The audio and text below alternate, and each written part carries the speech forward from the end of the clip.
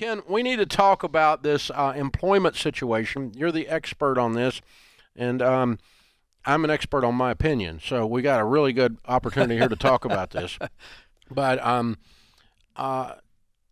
there is some weird economic data that the media is not parsing through, and it is telling a different story of reality than the politicians on either side want you to believe.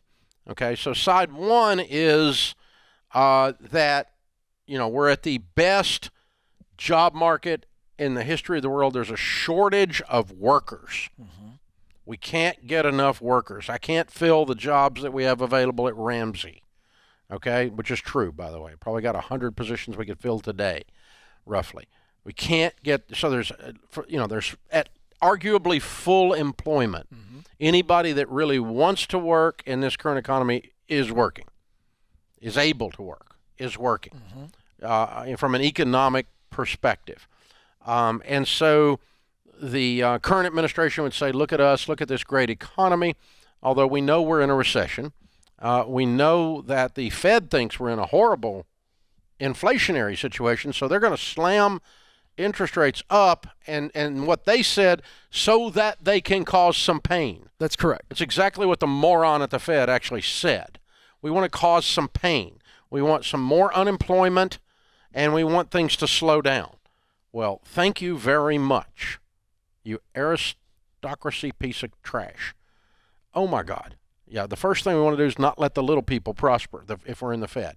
So I already trashed on him last week, so I'll just hold that for now. Oh, yeah. Hold that thought. But anyway, so we've got this side that the economy is in such good shape that it's inflating and the marketplace is full, and and there's a shortage of workers. And yet, we find people looking for work every day. Mm-hmm. There seems to be a shortage of, quote, good jobs. So what we're really finding, when you dug into the data, you were showing me this earlier, is that it's not as easy as saying jobs. That's correct. It's what jobs. That's right. There are more options. The way to look at it is there's more options available now to people than previously existed that are attractive to them. So, example, where we see less jobs, I'll give you one really dumpster fire situation. We have 300,000 less teachers now than we did prior to the pandemic. 300,000 less teachers. I wonder how many less police we've got. That's correct. You're seeing a lot of municipalities with jobs. So local government, state government jobs aren't as attractive as they used to be. And there's a reason for this. This is upward mobility. And I think a lot of people are like, well, it was always safe, but it's always been pretty stagnant. So there's more opportunities for people. You're seeing people move into delivery jobs. You're seeing people move into warehousing jobs. The environment of those jobs, the culture not good. What it feels like to be a cop today or feels like to be a teacher today is way different than 5 years ago. There's no question about that. We actually saw this recently, just about a month or so ago. You can look it up for yourself. The Fraternal Order of Police had their meeting in Washington, D.C. The national chairman of the sheriffs, they came out and said, we're losing good people, and they're moving into a different sector of the society to do the same type of protecting work, so a lot of private security, things of that nature, because they don't want to be treated this way. They don't want to feel unsafe. So what's happening is we've just seen a big reshuffling of the chairs. And so what happens is when you hear things like, well, there's a job gap. Well, that's a function of there are 1.5 jobs available for every person that's unemployed in the United States. You've seen a lot of people choose retirement, not come back out. So we've got this big gap. And so when you see a gap like that, what you see is companies are competing, everything from a kid making $16 an hour at Target. That's real. 20. Yeah, but I'm talking about a 16-year-old kid. I got a friend of mine who just got that job. And so what happens is that you see inflationary pressures from wages. So now the Fed's going, well, we got to get inflation under control. And what they're trying to do to get inflation under control is drive up unemployment. The August job numbers were out. We're at 3.7% unemployment. We were at 3.6 in July.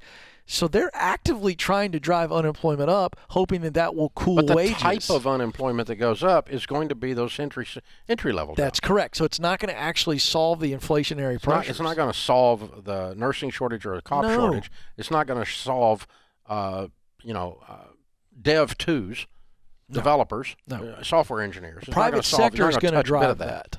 Nothing's going to change any of that they're doing. That's right. It's only picking on the little guy. That's why I was talking about the arrogance of the aristocracy, because they are looking at a number as a jobs number holistically rather than saying, all right, let's parse this and go, okay, by the way, Uber Eats is way up. Well, what does that really mean? Well, I'll tell you what that actually means. When Uber Eats goes up, your prices go up. So your $18 pizza is now $22. Your combo meal. So that's what's really going on. No, but I mean, what's that guy doing? What would he have been doing with his life if he wasn't doing Uber Eats? Well, he's probably in another hourly wage position, and so he's going. It's a side hustle. That's exactly right. Are they counting the side hustles as full employment? No, they do not. So part-time jobs are in a separate category in the jobs report. So the unemployment, it's really where someone's choosing to be unemployed, meaning so they're not working a full-time job. Part-time really doesn't count, doesn't weigh into that. Okay, so if you're a professional in A, B, or C position that makes 80 to 150, okay, there is you've got your choice right now. Right now you do. Okay. Right now you do. If Jerome Powell and the Fed has their way, it could really squeeze that. We could see, and he's predicting fourth quarter layoffs, first quarter of 2023 layoffs. That $150,000 is not at the front line of the layoffs.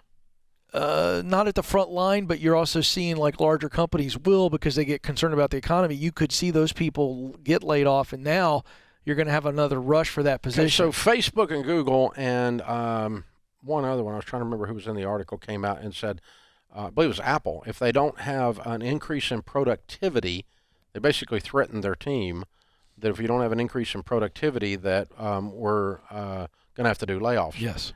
And yet the vast majority of their people are working from home. And then turn around, Tim Cook says at Apple, he says to his employees, get this, please come back to the office. Oh, yeah. Well, exactly. That was different than Ramsey. Oh, yeah. We kind of just said, come back to the office. Voluntold. I like that word you created. Yeah, we voluntold you. You're going to voluntold yourself back to the office because this is where we were. Right. Well, so you know what that speaks to? Two things. Number one, Tim Cook is weak. Just being honest. Number two, he runs the largest company in the world. Yeah, but he's weak when he says that. Yeah, but he's afraid of his employees. There's the leverage issue. Yeah. If those highly skilled workers leave to go somewhere else, it's a lot harder to find them in the sense of getting them in for the same pay. So he's trying to save money by placating the workforce. So I'm not trying to take a shot at his character. I'm saying from a leadership standpoint. You called him weak, yeah. Well, yeah. Pot, hello, Pot. I'm Kettle. I mean, that's a weak leadership move. It really is. Yeah. You can't plead and bargain with your employees. What you have to do is just make it appealing for them to come in, or you put a clear directive out there that says, if you don't come in, you don't work here. And we've seen companies try that. Like Elon Musk did. He said, you can not work from home somewhere else. Correct. Interesting times right now. The chairs have shifted a good bit. It's a weird, I think it may be the weirdest job market I've seen in 30 or 40 years. That is correct. The most unique for sure. Very, very strange job market. For both sides, the hiring and the hired.